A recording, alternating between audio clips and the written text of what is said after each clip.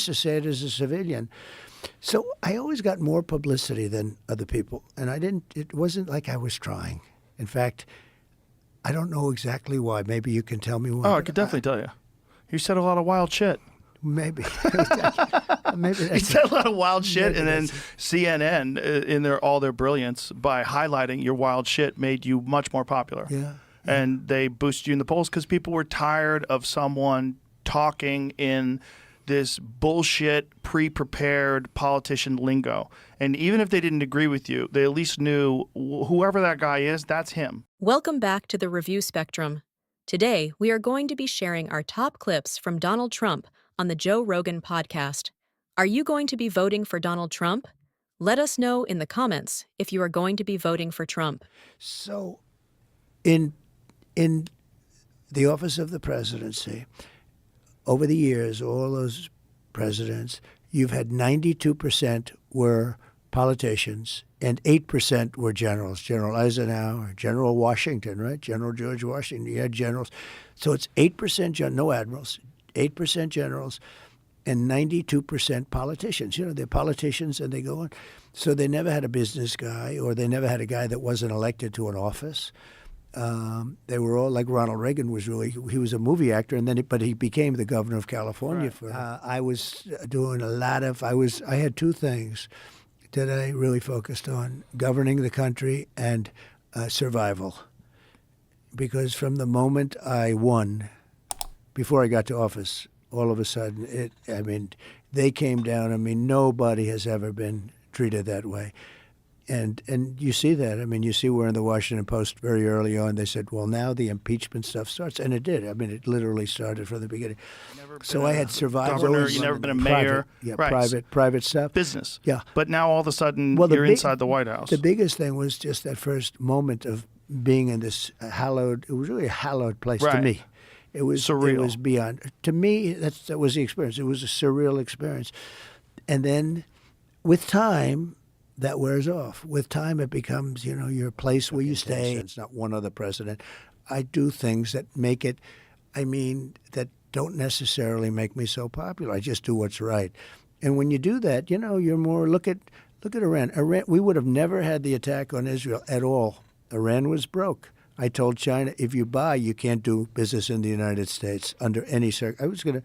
We're going to go cold turkey with China. Some people think that would have been a good idea anyway. But if you buy any oil, 1 barrel of oil from them, you're not doing business. And I said that to many countries. Iran was broke. They had no money for Hezbollah. They had no money for Hamas. They had no money.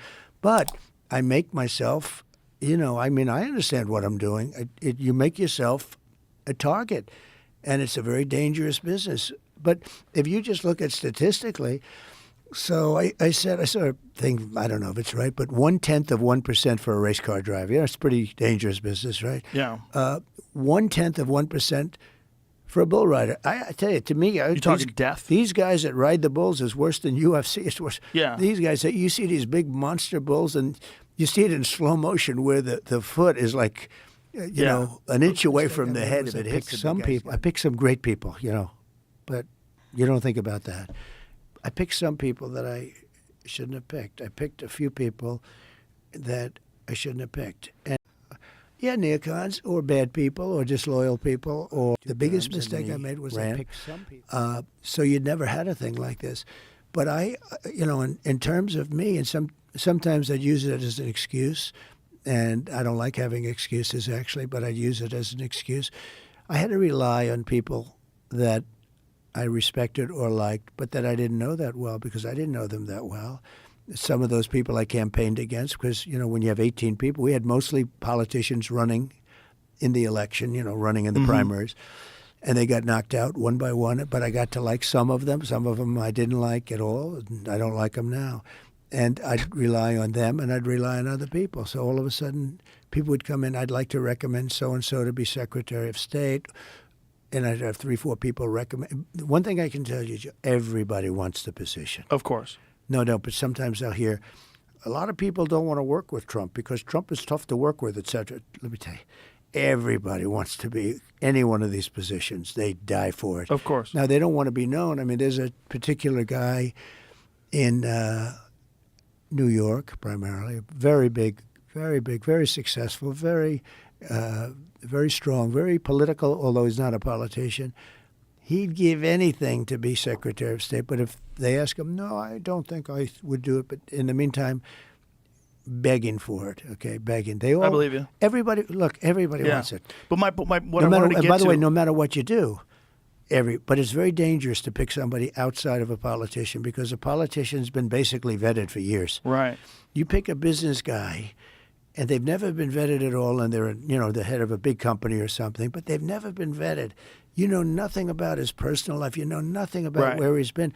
When you put him in, it's a little bit dangerous because Right. all of a sudden they get checked up, and you hear things that you're saying, "Wow, this is not going to work out too well." So it's very dangerous. Picking people that are outside of politics is somewhat dangerous. So I you're think. kind of stuck in a position where you have to pick established people. And then the problem with established people is established people are already indoctrinated into the system. And they're stiffs in many cases. Stiffs. They're survivors. I find that, there was a congressman by years before I ran, and I was very close to him. And I needed a license on something, and he was very important in getting the license. But it was a little bit controversial, the license, this particular thing that was being licensed. But I was close to this guy and helped him and everything else. And I went to him, I said, I'd like to have your help. And he said, let me take a look at it. I said, ooh, that's not too good, but I really hope you're going to help. And anyway, he tapped me along for a long period of time and ultimately didn't do it. And I said, you are a stiff. You could have done this thing so easy, etc. But it was controversial. He was in Congress for many years, like 28 years. And, there's a reason when somebody's there for 28 years, you got to be sort of smart. Right. You have A all survivor. the scandals. And I realized he was a survivor. And so they never do anything controversial. They never take any chances or speak their opinion. It's outside of the... Yeah. Sometimes. And yet I don't disrespect him for it. So- I actually respected the guy more in a certain way. I said, Because he did survive. You know what? He's been there for 28 years, and he made it through. A lot of people don't make it through. It's a good way for non-exceptional people So to now survive. I'm sitting there, I'm saying, this place is gorgeous, but, I don't know anybody. It's like you go to certain areas, and other areas, they may be great. Washington was great. Washington's not so great right now.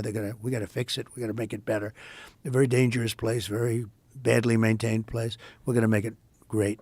We're going to make it better. And anytime you hear third party, I know you like RFK Jr. and so do I. He's a fantastic guy. I do, but I thought that whole being thing an is very independent tough. was nonsense. It doesn't work. It doesn't work because even if you do great, you're not going to get Congress. In other words, Right. you need now to say, okay, now I'll get half of Congress. That episode where By the way, Whoopi, people should watch that episode just to see what we're talking about. Like I said, we don't want to get a copyright strike, so we're not going to put it up. But It's okay. if you watch the episode, it's bananas. It's like an alternative universe, and it's only but Whoopi 9 loved years it. ago. When you Whoopi see loved certain people talk, certain people in the public eye, you don't know who they are. You have no idea who they are. It's very difficult to know. You see them in conversations.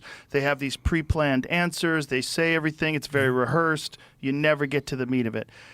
One of the beautiful things about you is that you freeball. Like you get out and you do these huge events, and you're just talking and you're making. We've highlighted you on the show many times when you did this Biden impression where he's walking around, he doesn't know what he's doing. It's funny. It's stand up. It's funny stuff, but it's like. You were making fun of Elon one time. You were doing an Elon impression. It's great. You have like comedic instincts. Like when you said to Hillary, "You'd be in jail." Like it's great timing. Yeah. But it's like that kind of stuff was unheard of as a politician. Like no one had done that.